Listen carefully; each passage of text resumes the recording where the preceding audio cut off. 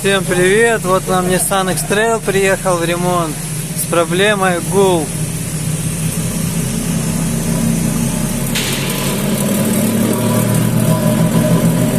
Держишь одно колесо, шумит, держишь другое, тоже шумит.